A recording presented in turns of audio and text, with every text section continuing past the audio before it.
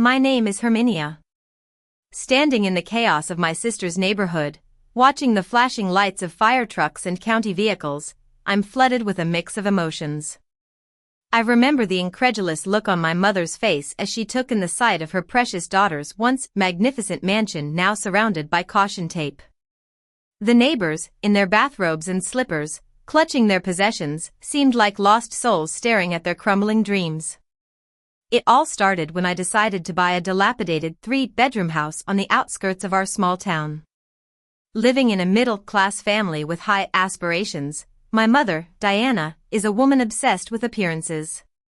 She's always bragged about her ability to keep up with the Joneses, and my father, Henry, is a man who follows her lead without much thought. My sister, Athena, is the golden child of the family. She had just purchased a sprawling 5-bedroom mansion in the most exclusive gated community in the city. The house was a showpiece, complete with a sparkling pool, a state-of-the-art home theater, and a 3-car garage filled with her husband, Victor's, collection of luxury cars worth over $1,500,000. When I bought my little fixer-upper for a mere $100,000, it was because the roof leaked, the kitchen cabinets were falling apart, and the backyard was a jungle of overgrown weeds and a rusted shed that looked like it would collapse with a strong gust of wind.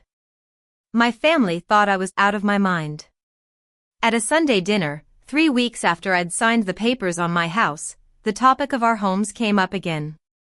We were sitting around the table, and my mother was scrolling through photos of Athena's new house on her phone, showing them off to our aunt like she was presenting a national treasure. When she reached a photo of the marble countertops in Athena's kitchen, she turned to me and let out a loud laugh. "You'll never own a home like your sister," she said, shaking her head as if it were the most obvious thing in the world.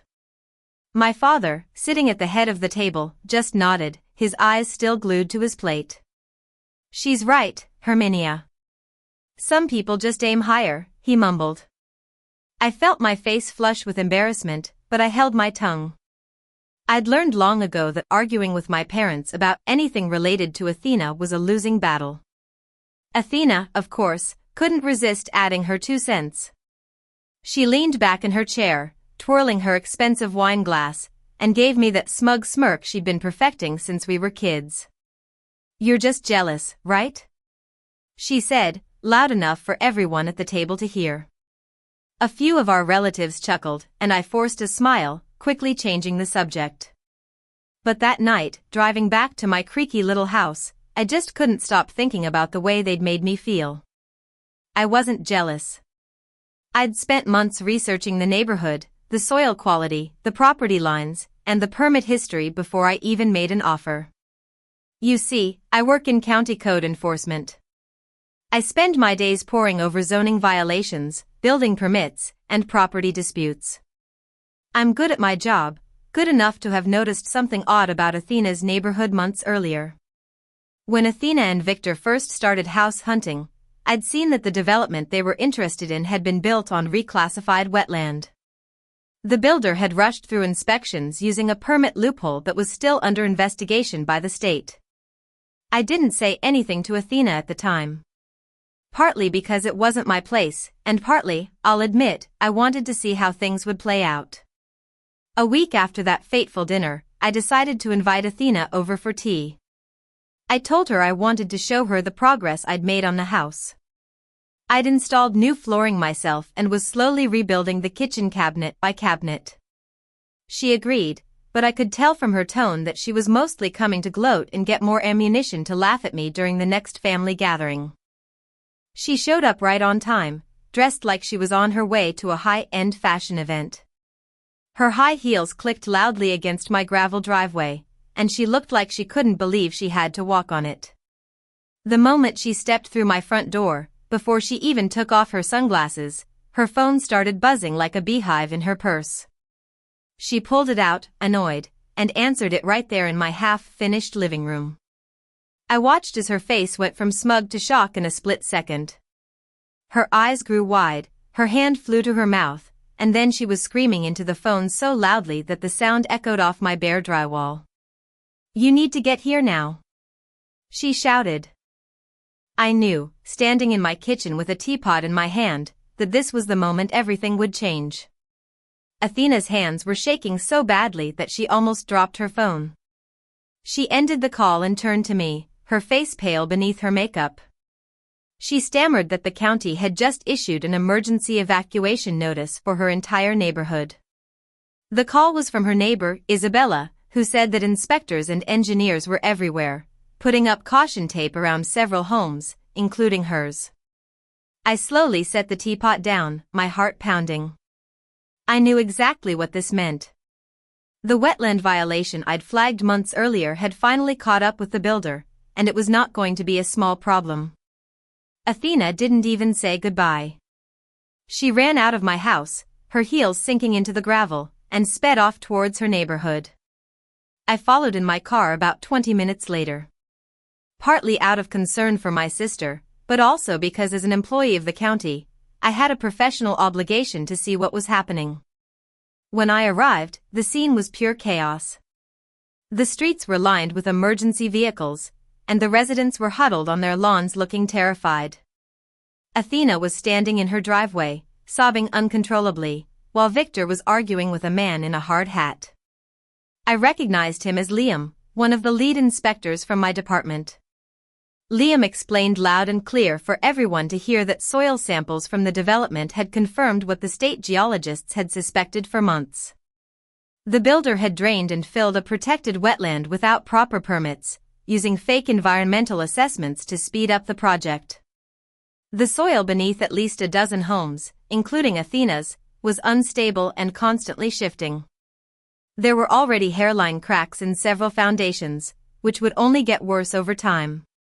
These homes weren't just losing value, in the county's official terms, they were uninhabitable, pending further review. Athena's 5-bedroom mansion, the one my mother had been bragging about non-stop, was now sitting on land that the state considered a liability. My parents arrived soon after, having rushed over as soon as Athena called them in a panic. I watched my mother's face as she took in the chaos. For the first time in my life, I saw her speechless. My father kept bombarding Liam with the same questions, as if repeating them would change the answer. But Liam just calmly explained that the homeowners were likely going to face a lawsuit against the builder, months of relocation, and property values that might never fully recover. That night, my parents came to my house, the same fixer-upper they'd mocked just weeks earlier.